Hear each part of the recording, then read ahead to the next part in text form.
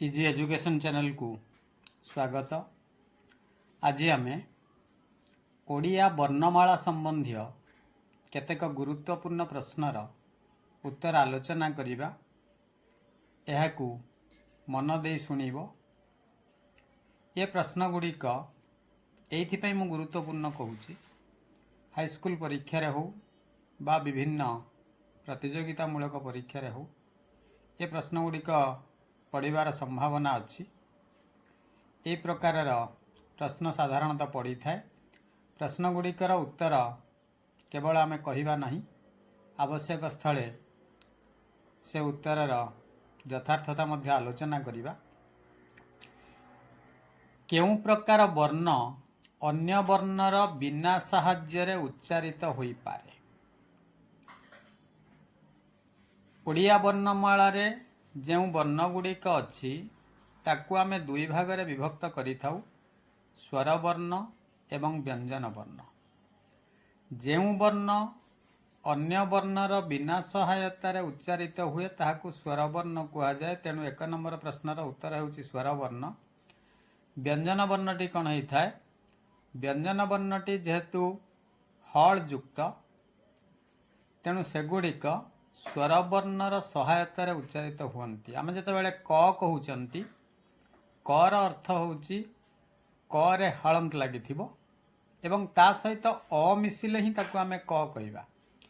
केवल हल युक्त क को आमे उच्चारण करि परिबा नाही। प्रथम रु शब्दर शेष आड़क रहिले आमे करि परिबा बाक कहि परिबा, किंतु क हलंत को प्रथम रखिक आमे उच्चारण करि परिबा नाही। तेणु व्यंजन वर्ण स्वर वर्णर सहायतार उच्चारित हुए। केवल स्वर वर्ण होउची जी अन्य कहार सहायता ननै उच्चारित होता है, से होउची स्वर वर्ण। अ आ ह्रस्व इ दीर्घ इ एगुड़ी होउची सब स्वर वर्ण। ओडिया भाषा रे स्वर वर्ण संख्या केते? ओडिया भाषा रे स्वर वर्ण संख्या 11। अ ठारू औ पर्यंत 11टी वर्ण को आमे स्वर वर्ण बोली कहि थाउ। अ आ ह्रस्व इ दीर्घ इ ह्रस्व उ दीर्घ उ रु ए ऐ ओ औ एगुड़िक होउची स्वर वर्ण। ह्रस्व स्वर संख्या केते? ह्रस्व स्वर संख्या 4। कौगुड़िक? अ ह्रस्व इ ह्रस्व उ एवं रु। पूर्वर दुई प्रकार रु आमर व्यवहार होउतिला, ह्रस्व रु दीर्घ रु। ह्रस्व रु रे गोटिए पुड़ा, दीर्घ रु रे दुईटी पुड़ा थिला। एबे आउ दीर्घ रु रो व्यवहार ओडिया भाषा रे नाही, तेणु आमे केवल गोटिए रु ही व्यवहार करूछु। ताले जदि ह्रस्व स्वर संख्या 4 हैला ताले दीर्घ स्वर संख्या केते? मोट 11 आमे कहिचंती। तेणु दीर्घ स्वर संख्या होची 7।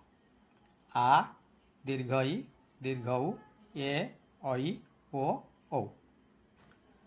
स्वर ध्वनि संख्या केते? आमर स्वर वर्ण सिना है गला 11टी, किंतु ध्वनि केतेटी? ध्वनि संख्या होची 8।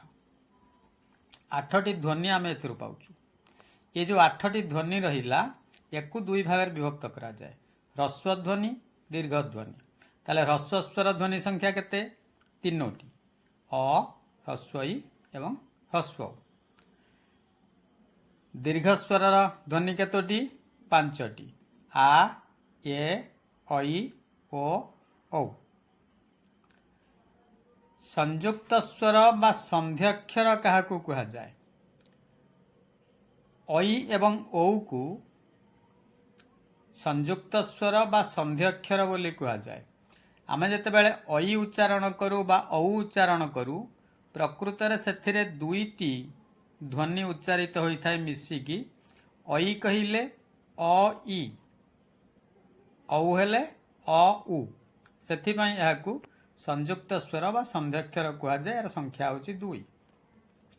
व्यंजन वर्ण संख्या केते? व्यंजन वर्ण संख्या 39।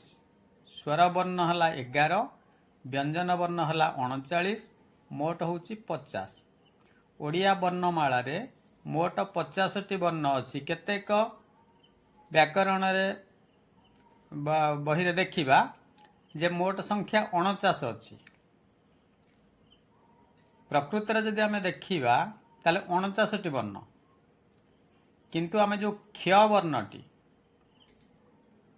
ताकू मध्य आमे जतेबेले नेई जाउछंती आ सहित ह परे जो क्ष आमे लेखुचंती ताकू मिसई देले 50 वर्ण हेउची। क्ष को एक स्वतंत्र वर्ण बोली कहा जाए। क्षर अर्थ होची क मिश्रण स मूर्धन्य स।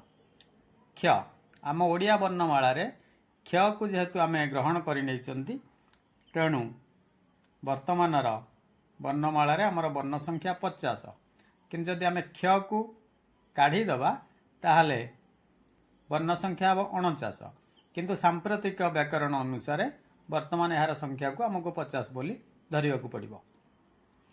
आमे ग्रहण करिबा जे वर्तमान मोट वर्ण संख्या 50 11टी स्वर वर्ण एवं 39टी व्यंजन वर्ण। जेमती स्वर वर्ण 11टी रो ध्वनि आसुथिला 8टी सेमती व्यंजन ध्वनि संख्या केते? व्यंजन ध्वनि संख्या होची 33टी। 39टी वर्ण किंतु ध्वनि संख्या होची 33। केउ वर्ण को स्वतंत्र व्यंजन वर्णर मान्यता दिया जाए कथा हम आलोचना करि सारिचंती। क्ष वर्ण को स्वतंत्र व्यंजन वर्णर मान्यता दिया जाए। वर्गीय व्यंजन संख्या केते? आमर व्यंजन वर्ण जो 39टी रहिला ताकू आमे दुई भाग विभक्त करू, वर्गीय व्यंजन अवर्गीय व्यंजन। वर्गीय व्यंजन संख्या केते? वर्गीय व्यंजन संख्या 25। 25टी व्यंजन वर्ण को 5टी वर्ग रे विभक्त करा जाए। आलोचना करिवा आगकू। ओडिया वर्णमाला रे वर्ण संख्या केते? एक कथा हम आलोचना करि सारिचंती। ओडिया वर्णमाला रे वर्ण संख्या होची 50टी। वर्गीय व्यंजन केतोटी वर्ग रे विभक्त? वर्गीय व्यंजन को आमे 5टी वर्ग रे विभक्त करू, क वर्ग, च वर्ग, ट वर्ग, त वर्ग, प वर्ग, कचट तप बोली ताकू कहा जाए। वर्गीय व्यंजन 5टी वर्ग रे विभक्त, 5टी वर्ग, प्रत्येक वर्ग रे 5टी वर्ण, 25टी मोट। प्रति वर्ग रे केतोटी वर्ण रहिछि? प्रति वर्ग रे 5टी वर्ण रहिछि। क वर्ग रे 5टी, क ख ग घ ङ, च वर्ग रे च छ ज झ ञ, सेमती ट वर्ग रे ट ठ ड ढ मूर्धन्य, त वर्ग रे त थ द ध दन्तन्य, प वर्ग रे प फ ब भ म। तेणु प्रति वर्ग रे 5टी लेखाएं वर्ण रहिछि।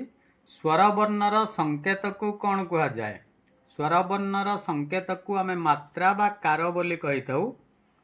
स्वर वर्ण को संपूर्ण न लेखि व्यंजन वर्ण सहित तार सांकेतिक रूप आमे देइथाउ, जाहाको आमे मात्रा बोली कहू बा कार बोली कहू। मात्रा संख्या केते? मात्रा संख्या 10। 11टी स्वर वर्णर 10टी मात्रा। कहार मात्रा नहीं?